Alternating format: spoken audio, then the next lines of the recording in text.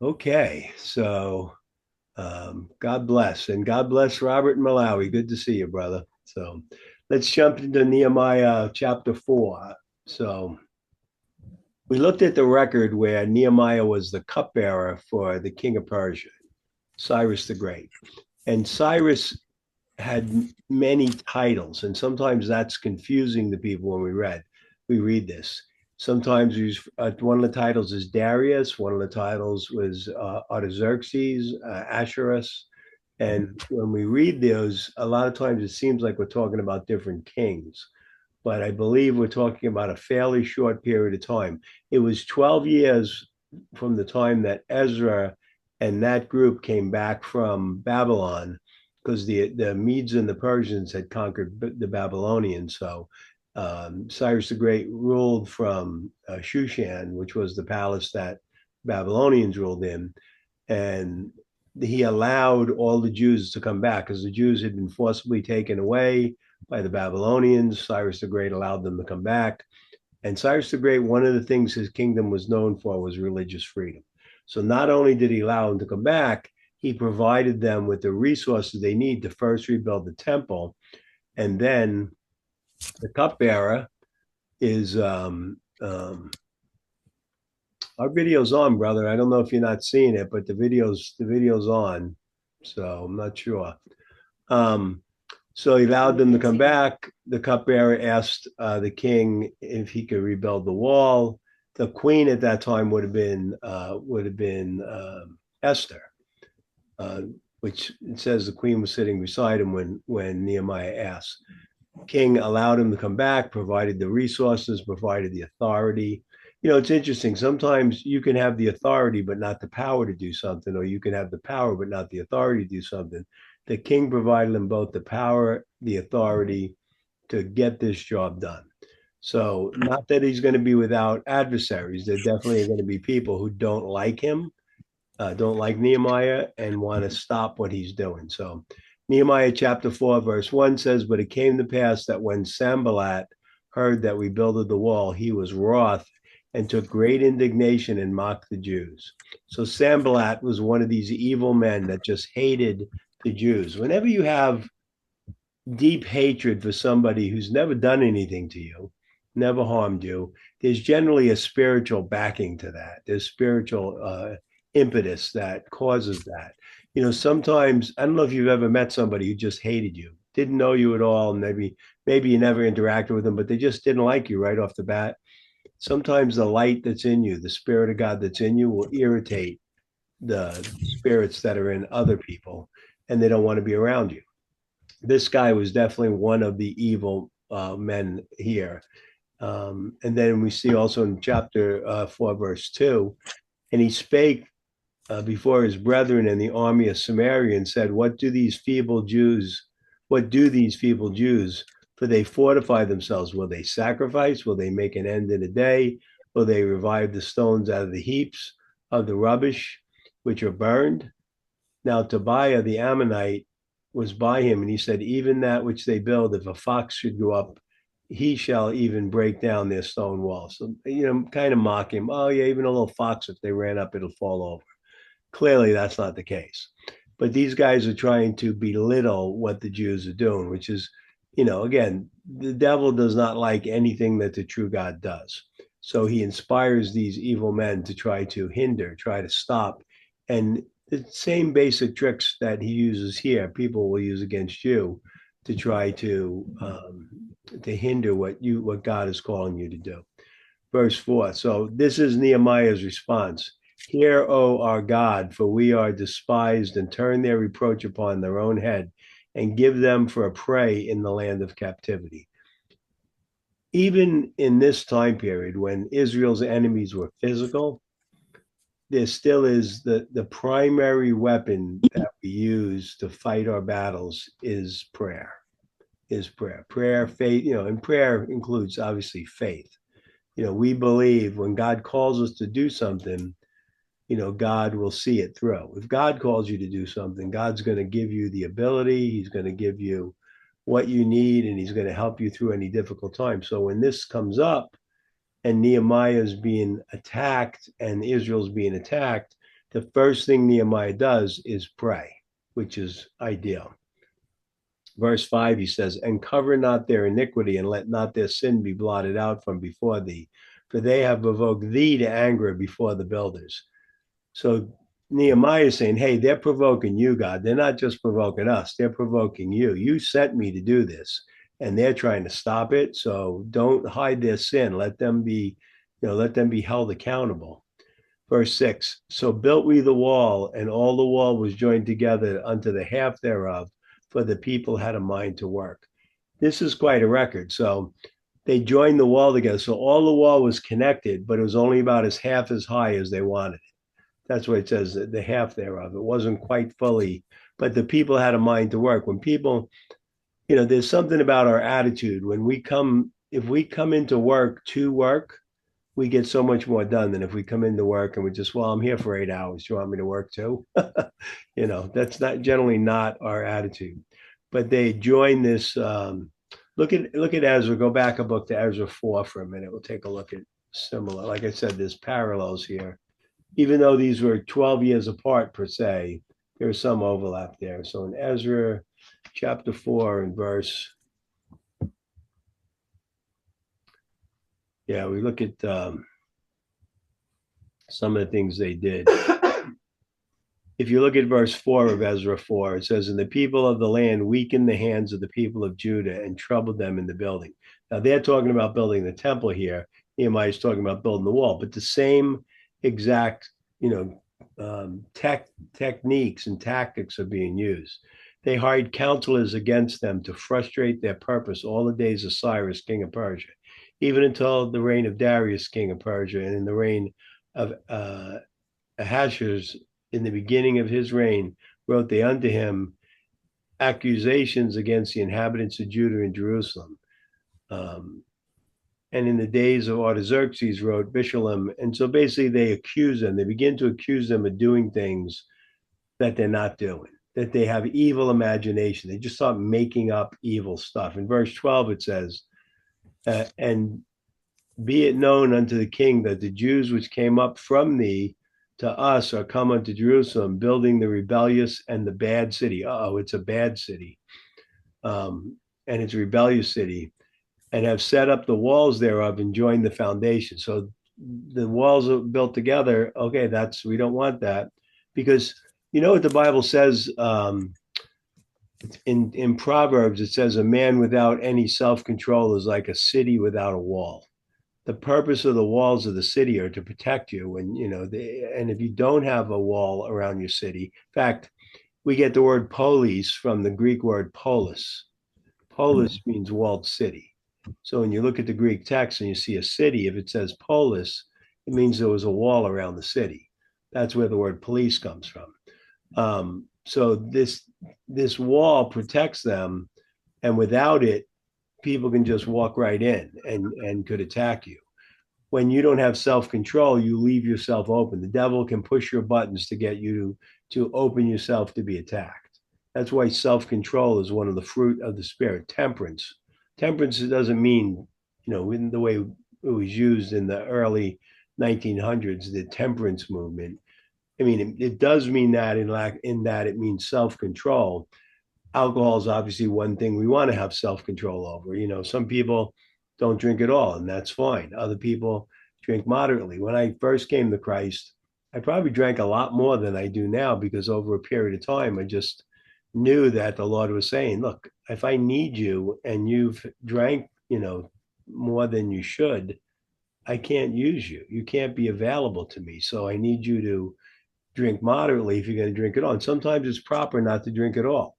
Maybe I'm in a situation and I'm with Christians who think drinking is sin, and I want to win them, or I want to teach them something, I wouldn't drink. When I was in Pakistan, we didn't drink once when I was there. Well, no, I had a beer in Turkey, but I did not have a beer or drink at all in Pakistan. It just wasn't something anybody thought about or offered. I mean, they drank tea, drank a lot of tea, very, very, very, and sweet tea was the popular thing. But I don't think I thought about it once, because it just wasn't something that anybody was doing. And it wasn't, for me to say, oh, I got to go hey, can we go to the corner and get a beer? No, it's not. typical in Pakistan that you're gonna. I mean, I'm sure there are places you can buy that stuff, as a foreigner, probably at the airport, but it wasn't something part of their culture. So temperance is that ability to have self control in those situations. So the same thing happened in Ezra that happened in Nehemiah. Let's go back to Nehemiah 4 and in verse 7.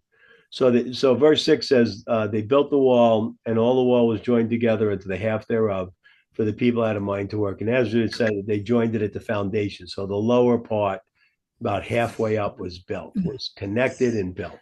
And it came to pass that when Sanballat and Tobiah and the Arabians and the Ammonites and the Ashdodites heard that the wall of Jerusalem were made up and that the breaches began to be stopped, they were very wroth. See, this is a spiritual anger. They're not mad because why would you be mad? Why would you care if it has nothing to do with you? But if you manipulate, you'll see that these guys were involved in manipulating and oppressing the Jews that were there. And so to have a wall where now they have they may not even be able to get back in now if they're found to be enemies of the Jews. Hey, you guys can't come in. So they're not happy with this. Verse 8, and conspired all of them together to come and to fight against Jerusalem and to hinder it. So they're willing to physically hurt and kill the Jews to stop this work because they don't like what's going on. Verse 9, nevertheless, we made our prayer unto our God and set a watch against them day and night because of them. So again, two great things they did. They prayed. Again, in tough situations, our first response should always be prayer and faith. Ask God, what's going on? What should I be praying for? And then pray and believe, right? Manifestation of believing to bring to pass what God has told you, which God has given Nehemiah a vision to do this thing.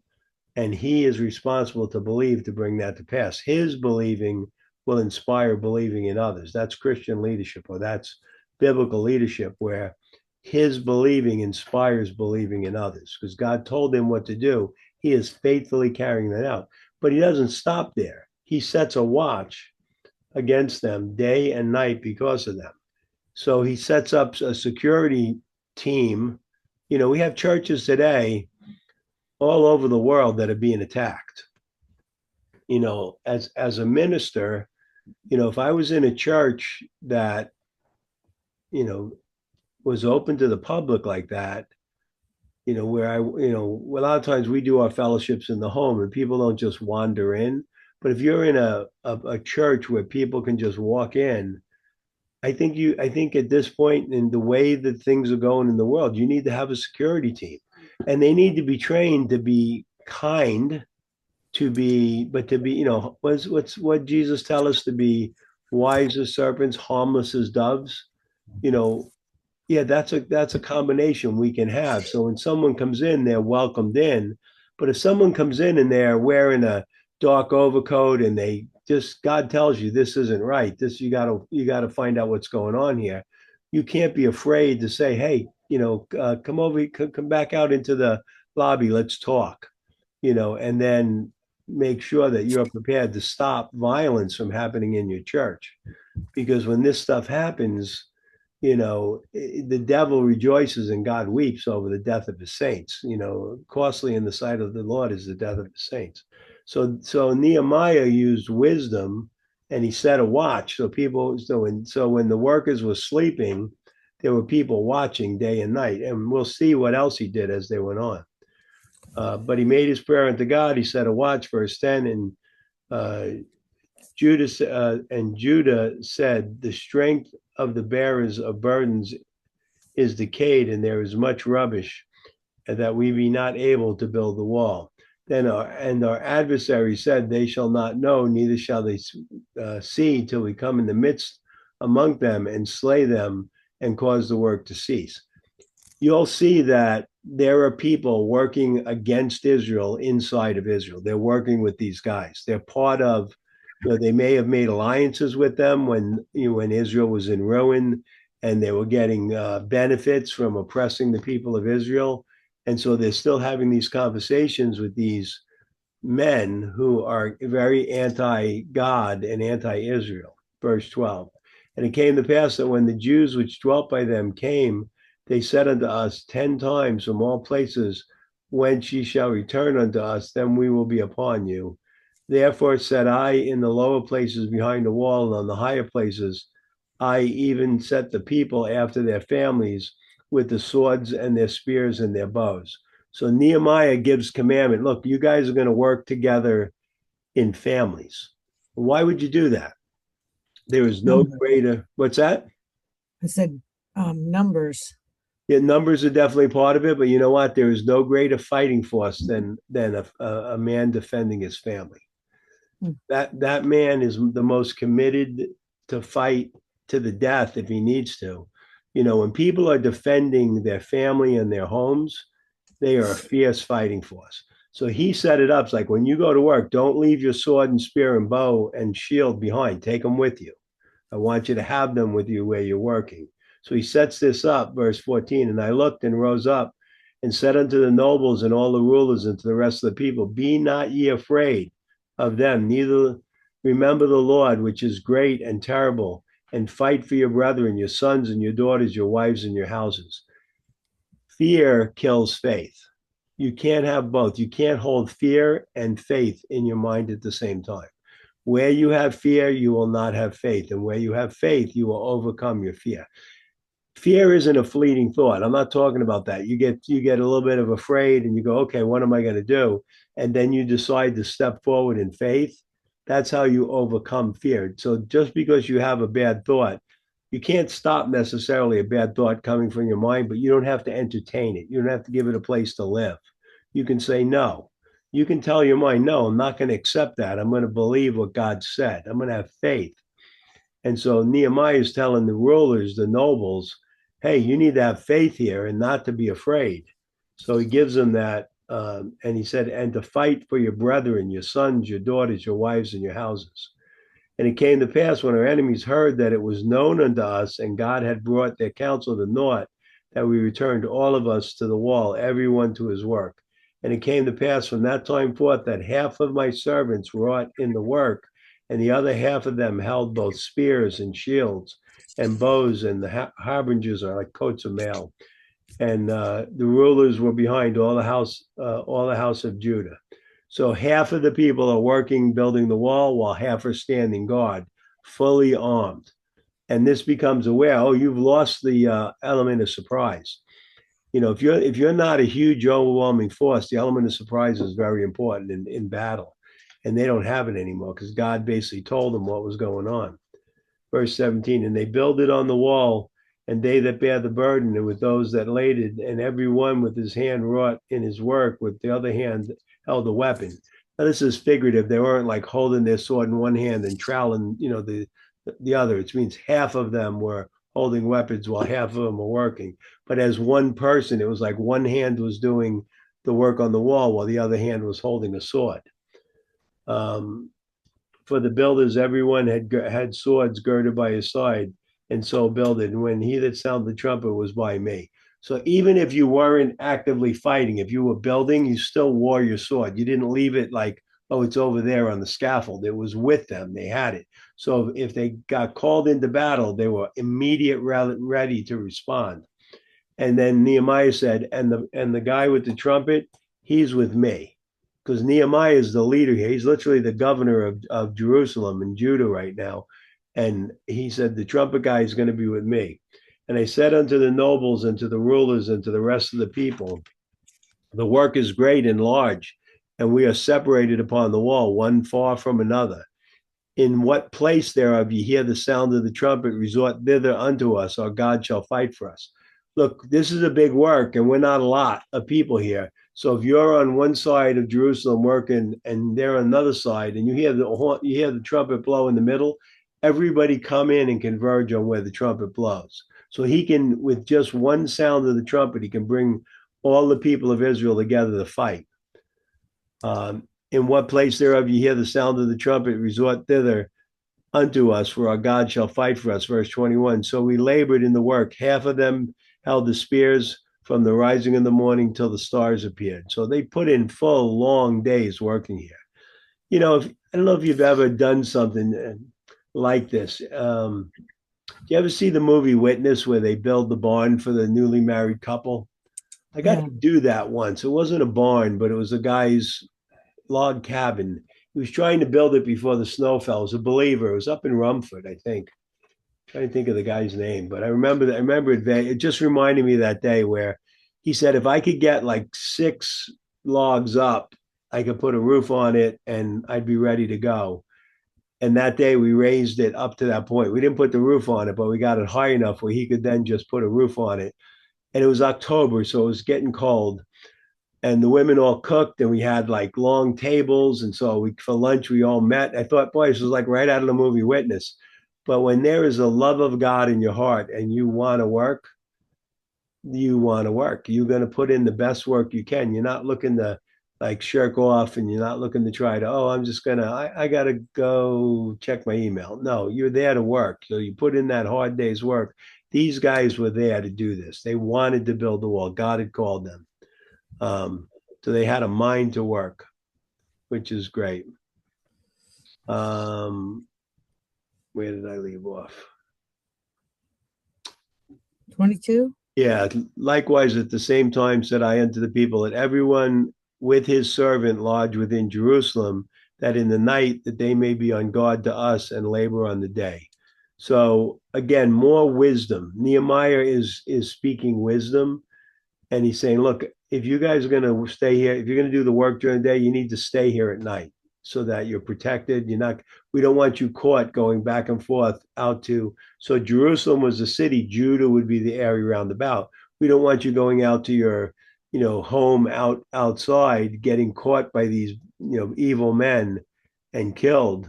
Stay in the city. And, this is word of wisdom that Nehemiah is getting from God to tell him, hey, stay put. And we're going to have like a security group at night watching to make sure you're protected. Verse 23. So neither I nor my brethren nor my servants nor my men of the guard which followed me, none of us put off our clothes, save for everyone that put them off for washing. These guys were working and they were focused. The only time they took their clothes off were when they washed them. Short of that, they were just ready to go. They were nonstop ready to go. There are times that's just life. And you know what? If we can't function when we don't have everything just right, it's going to be tough for God to use us. When my bag didn't show up for four days, and I was wearing the same, basically 2 shirts and single pair of pants. Thankfully, I had a couple of pair of underwear, a couple of pair of socks. You know, but I could, and truthfully, I was a little annoyed in the beginning, and it was like, and I think God was just laughing. Once I figured out what He was trying to teach me, it's like, okay, then my bag showed up. But you're there to do, when you're somewhere, God calls you to do a particular project. You got to do it with your whole heart. And maybe everything's not perfect. Well, I can't do that because I don't have the right clothes. So what? These guys didn't even take their clothes off. In this time, having a change of clothes was a rarity. You were considered wealthy if you had more than one set of clothes. You know, I know one of the things that Samson had made a bet for 20 changes of raiment. That if he won the bet, they would give him 20 changes of raiment, and if they won the bet, Samson had to give him 20 changes because that was considered wealth, having changes of clothes. So, chapter 5, verse 1, and there was a great cry of the people and of their wives against their brethren, the Jews. So there is dissension going on within the ranks right now. For they were that said, we, our sons, our daughters are many. Therefore, we take up corn for them that we may eat and live. So, corn in the King James Version simply means grain, any type of grain. There was no corn in the Middle East. Corn was discovered in America. The Indians taught the Pilgrims how to use it, how to grow it. So, whenever you see the word corn in the King James Bible, it just means grain, some type of grain. So we take up grain for them that they may eat and live. Some also that said, we have mortgaged our lands, vineyards, and houses that we might buy corn or grain because of the dearth. Therefore, we also said there were also that said, we have borrowed money for the king's tribute that upon our lands and our vineyards. So we've even borrowed money to pay the taxes for the tribute. Yet now our flesh is as the flesh of our brethren, our children as their children, and then we bring into bondage our sons and our daughters to servants, and some of our daughters are brought into bondage already. Neither is it our power to redeem them, for other men have our lands and vineyards. The Jews were oppressing their brothers. They were the guys who had money were lending money to them, taking their lands, taking taking the stuff maybe that they shouldn't.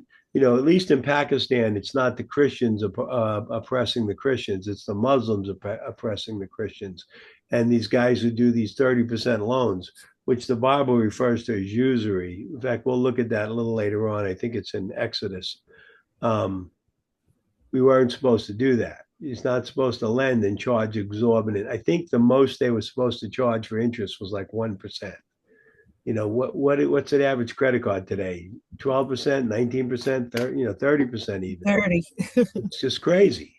That's usury. That's people using their money to oppress people. And the Bible, if we lived in a Christian society, it would be outlawed. You wouldn't be able to do that. Verse 6, and Nehemiah said, and I was very angry when I heard their cry and their words, and I consulted with myself, and I rebuked the nobles and the rulers, and said unto them, ye exact usury. There it is, every one of his brother, and I set a great assembly against them. So when somebody is not walking the walk, you can talk to them personally. And if they don't hear, you talk to them with the elders. And if they still won't hear, you bring them before the congregation. So here he gets brought before the congregation. Look at Exodus 22 real quick. Keep your finger here. Genesis, Exodus 22.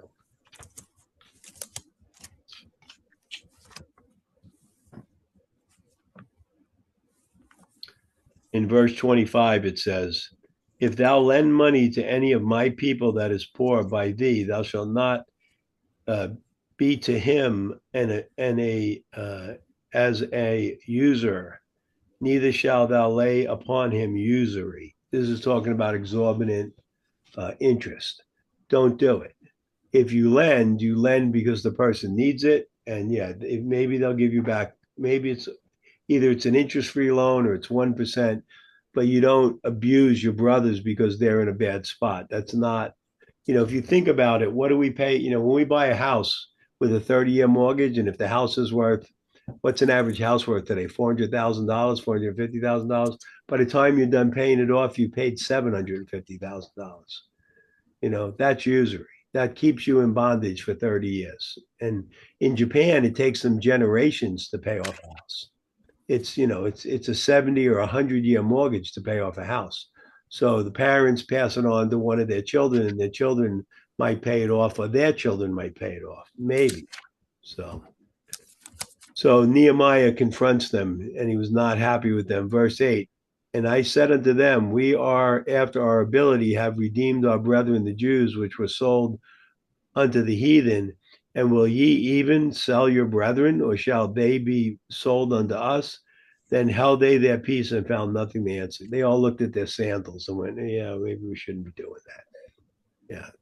Confront, and it's right to speak up when you see you see something like this that's not godly. And so Nehemiah spoke up, and verse 10, I likewise and my brethren and my servants might extract of them money and corn or grain. I pray you, let us leave off this usury. Restore, I pray you, to them even this day their lands, their vineyards, their olive yards, and their houses unto the 100th part of the money and the corn and the wine and the oil that ye extracted of them. And they said, we will restore them, and we require nothing of them. So we will do as thou sayest. Then I called the priest and took an oath of them that they should do according to this promise. The reason you would take an oath is a promise in biblical times simply meant to say something. It meant to declare. It was not binding. So you took an oath, or you made a covenant. If you took an oath was binding. A covenant, a blood covenant or a salt covenant, was binding. But just to say something, yeah, I'm gonna do that, that wasn't binding. When you took an oath from them, or you took a covenant with them, then it was binding. Also, I shook my lap and said, God shake out every man from his house and from his labor that performeth not this promise. Even thus be he shaken out and emptied. And all the congregation said, Amen, and praised the Lord. And the people did according to this promise. So they followed through. They listened. They were humble. They responded to this reproof and correction. Reproved them on usury, corrected them, say, give them back what you took from them. And they did. Verse 14. Moreover, from the time that I was appointed to be their governor in the land of Judah, Lorianne, I think you were asking last week what his role was. He was sent as basically a governor, but on a special special appointment by the King Cyrus the Great. And here it actually calls him a governor or a ruler of Judah, land of Judah, from the 20th year even unto the 2 and 30th year, so 32 years of Artaxerxes the king. Again, that's a title for Cyrus. That it's 12 years, I and my brethren have not eaten the bread of the governor. We're not even eating the stuff he sent. We're just taking care of it ourselves. But the former governor that had been before me were chargeable unto the people and had taken of them bread and wine, besides 40 shekels of silver. Even the servants have their rule over the people, but so did not I, because of the fear of God. They were extracting money and food from the people, which, typically that's what governments do. And Nehemiah was saying, I'm not going to do that. The people are already in bad shape. I'm not going to lay an extra burden upon them. So he would not do that. Verse 16. Yea, also I continued in the work of the wall, neither brought we any land, and all my servants that were gathered together unto the work. Not only did Nehemiah said, I'm not coming here to enrich myself. I'm not coming here to buy land because this is going to be a great neighborhood. Buy the worst house in the best neighborhood. No, he's not doing that. He's not coming there. He's there to work. So he's working. He's doing the oversight. So he's traveling around making sure everybody's doing what they should and moving in the right direction and getting people what they need. But he's also putting his hand to the work. And the people that are with him, they're right beside him working too. Everybody is working in this endeavor. It's not like, don't you know who I am? I'm the governor. I don't have to do manual labor. Not at all. That was not Nehemiah's attitude. That was not his opinion. His thoughts were like, I'm here to work. So, verse 17. Moreover, there was at my table 150 of the Jews and rulers, besides those that came unto us from among the heathen that were about us. So he was the governor. So he would have to receive people from outside that would come in, but he was also feeding 150 of the brethren. Now that which was prepared for me daily was 1 ox, 6 choice sheep. Also fowls were prepared for me, and once in 10 days store of all sorts of wine. Yet all this was required not, yet for all this required not I the bread of the governor, because the bondage was heavy upon this people. I'm not taxing these people to provide this. Nehemiah was providing it either out of his own finances, or he was fine. God was providing it, but he wasn't pulling it from the people. Think upon me, my God, for good, according to all that I have done for this people.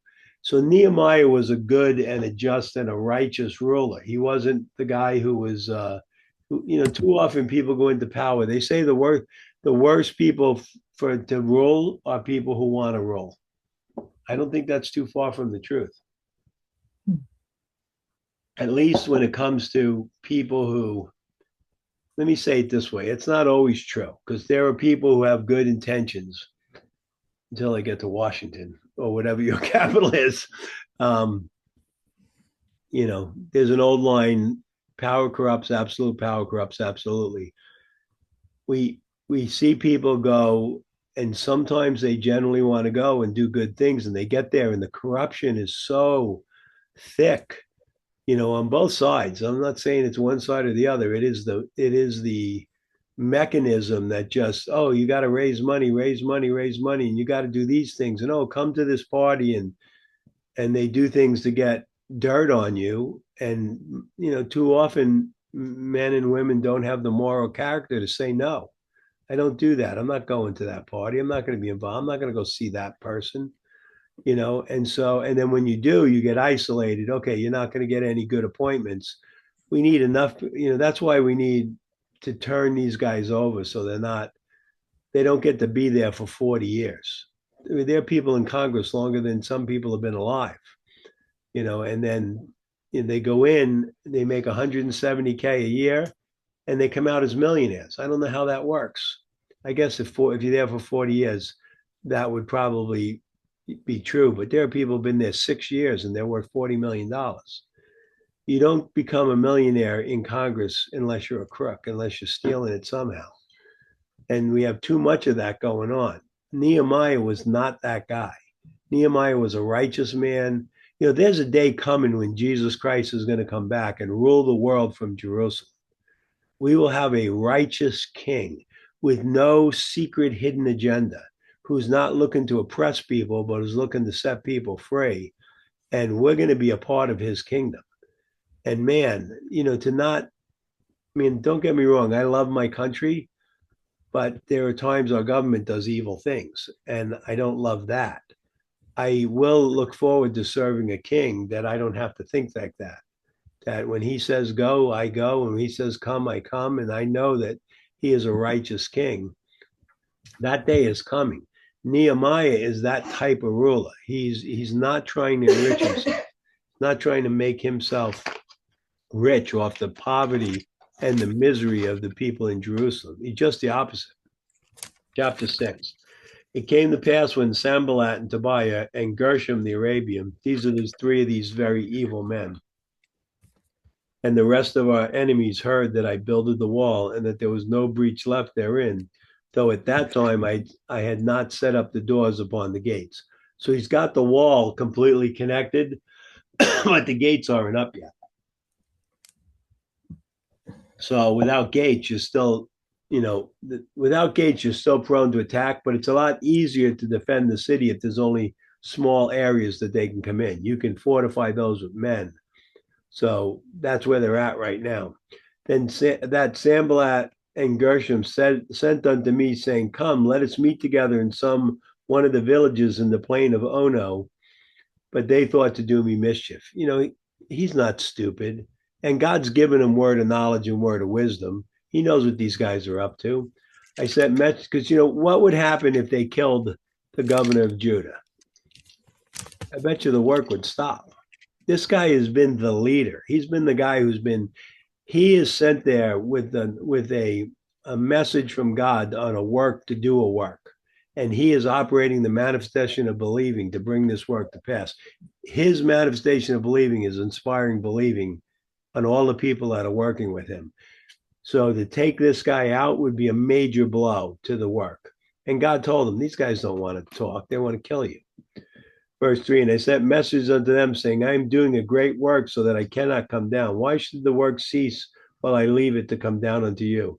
Yet they sent unto me 4 times after the sort, and I answered them after the same manner. So they kept asking, I kept telling them no. Then sent Sanballat and his servants unto me in the manner the 5th time, an open letter in hand, wherein was written in the report among the heathen that Geshem said that thou and the Jews think to rebel, for which cause thou buildest the wall, that thou mayest be king according to these words. This is their evil imaginations. Let me ask you this. Who sent Nehemiah to Jerusalem? King Cyrus the Great. Who gave him all that he needed to do the work? King Cyrus. There's no reason to rebel. This king is supporting the work. He's trying to do all the right things. The Jews loved Cyrus the Great. Still talk about him to this day. So this guy's just making up evil. And what's one of the things in Proverbs look at Proverbs 12, Psalms, Proverbs. Yeah, go towards the New Testament, a couple of books. Proverbs 12, where we see about evil imaginations. In Proverbs 12 and verse 20, it says, deceit is in the heart of them that imagine evil, but to the counsels of peace is joy. So deceit is in the heart of them that imagine evil. In fact, in chapter 6, it says, let's find that one, chapter 6, and then in verse 16. These 6 things does the Lord hate, yea, 7 are an abomination unto him: a proud look, a lying tongue, hands that shed innocent blood, a heart that devises wicked imaginations, feet that are swift in the running to mischief, a false witness that speaketh lies, and he that soweth discord among brethren. So one of the things God hates is that he that devises wicked imaginations. That's what these guys are doing. They're just making shit up to say about, because they want to get him in trouble with the king. And so we'll see. We'll keep reading. Verse 7, and thou hast appointed prophets to preach of thee at Jerusalem, saying, there's a king in Judah, and now shall it be reported to the king according to these words. Come now, therefore, let us take counsel together. Then I said to him, saying, there's no such thing done as thou sayest, but thou feignest them out of thine own heart. And they all made us afraid, saying, their hand shall be weakened from the work, that it be not done. Now therefore, O God, strengthen my hand. What's the response to these evil imaginations? Nehemiah prays. Nehemiah prays. And they're trying to make him afraid because fear kills faith. Faith overcomes fear. You have to choose which one you're going to go with. Fear always kills faith. Faith will always, if you have fear, you can overcome it with faith. But if you allow fear to take root, it will shortcut and short circuit your faith. It will not function. You cannot bring to pass the will of God with fear in your heart. You need to have faith. Verse 10. Afterwards, I came unto the house of Shema, the son of Deliah, the son of Medabed, who was shut up. And he said, let us meet together in the house of God within the temple. So the temple is built at this point. And let us shut the doors of the temple, for they will come to slay thee. Yea, in the night they will come to slay thee. And I said, should such a man as I flee? And who is there that, being as I am, would go into the temple to save his life? I will not go in. And lo, I perceive that God hath not sent him, but he pronounced this prophecy against me, for Tobiah and Sanballat had hired him. So he was a prophet for hire. He had basically, falsely prophesied, oh, they're going to try to kill you. Come into the temple and hide with me, so that they could make it look like, oh, look at Nehemiah. He's hiding in the temple. He's not much of a leader. He goes, I'm not doing that. This man was bold. This man was a leader. This man stepped out. He's leading from the front. He's not hiding in the back and sending messages. He's right on the front line. Verse 13, therefore was he hired that I should be afraid and do so in sin, that they might have a matter of evil report, that they might reproach me. My God, think upon Tobiah and Sanballat according to these their works, and on the prophetess Nadiah for the rest of the prophets that would have put me in fear. So these guys that are on their side, God, reward them according to their works. So the wall was finished, verse 15, in the 20th and 5th day of the month of Elul, in 52 days. So in 52 days, in less than 2 months, they rebuilt the wall of Jerusalem. And they did it while half of them stood guard and half of them worked, because they had a mind to work. And it came to pass that when all our enemies heard thereof, and all the heathen that were about saw these things, they were much cast down in their own eyes, for they perceived that the work was wrought of our God. Amen. Yeah, God had sent them to do this work, and nothing they could say or do was going to stop it. They tried their damnedest, and Nehemiah just wasn't having it. He wasn't having any of it. And we need leaders like this, people who will stand up and do the right thing regardless of what anybody else thinks, and not to listen to the whispers of the evil ones. Verse 17, moreover, in those days, the nobles of Judah and sent many letters unto Tobiah, and the letters of Tobiah came from them. This is the 5th columnist. These are the guys in the ranks of Israel sending letters back and forth to the enemies of Israel, Tobiah, right? These are guys that shouldn't be doing that, shouldn't be telling secrets and strengthening the hand of those that hate God's people. But these are the guys who were probably in bed with those guys, and they were oppressing Israel. They were probably getting rich while these guys were oppressing Israel. verse 18, for there were many in Judah sworn unto him. Right? There you go. They were sworn unto him because he had a son-in-law in Shechaniah, the son of Uriah, the son of Jonathan, that had taken the daughter of Melahum, the son of Berechiah. And they reported his good deeds before me. Oh, he's really a good guy. Oh, really? You should just get to know him. Why don't you go visit him out in some city in Judah so he can kill you? And uttered my words to him. So they're telling what I'm saying to the elders of Judah, they're reporting to Tobiah. These are not godly men doing this. Tobiah sent letters to put me in fear. So he's still trying to write these letters to say, oh, you're going to try to rebel. And just inventing evil crap. None of it was true. He was there as a king's representative to do the work that the king had sent him to do, the work that God had put in his heart and that Cyrus the Great had authorized him to do. And these men, these evil men, were trying to stop that work. Leadership is an important thing. We need it in really every sphere of life. And you can be a godly leader in any, whether you have a title or not, leadership isn't the same as management. Management is an important skill. And, for people who manage, that's good.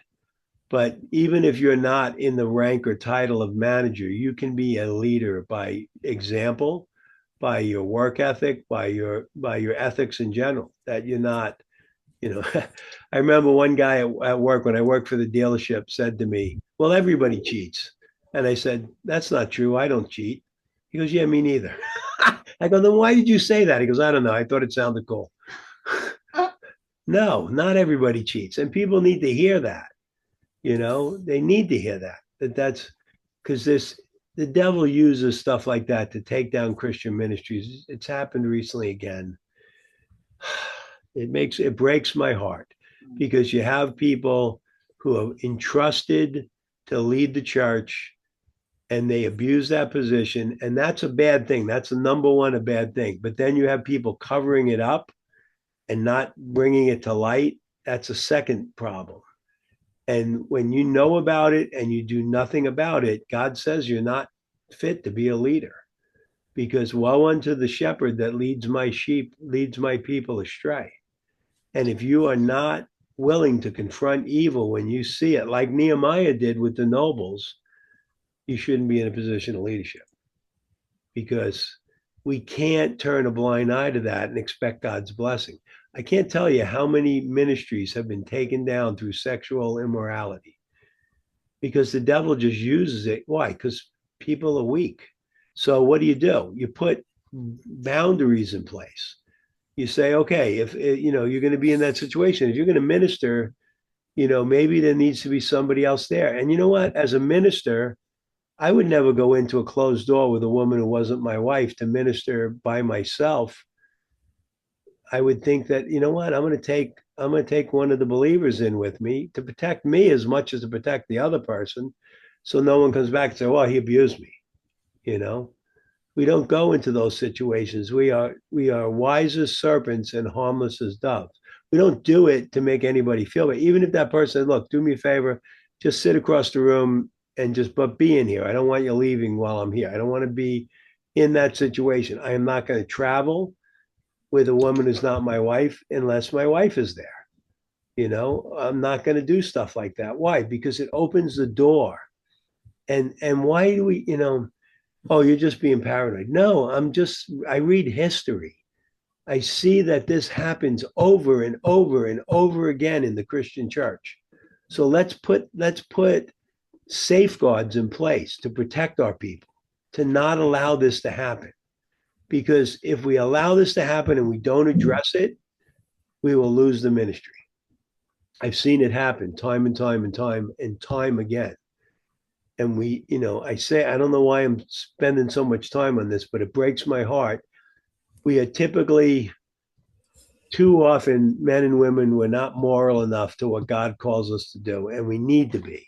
So we need to ask God to help us become moral and to become holy like he is. And I don't say it in such a way that, holier than thou. No, that's not what I'm talking about. I'm talking about that we don't use positions of authority to abuse anybody. We don't take advantage of people. We don't try to extract anything from them. We don't, we just don't abuse people.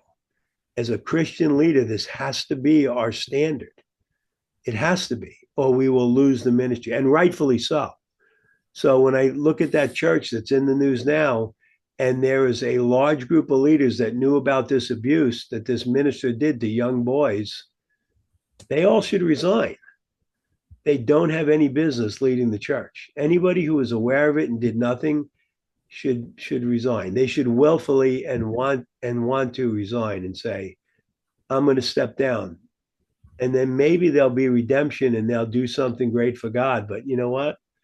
They've just disqualified themselves from leadership because they didn't protect the number one job. Protect the pastor's job, the shepherd's job is to protect the flock. Number one, protect them. And these guys didn't do that. And that means they should step down. That's my 2 cents. I'll get off my soapbox now and we stop the recording and then we can ask any questions.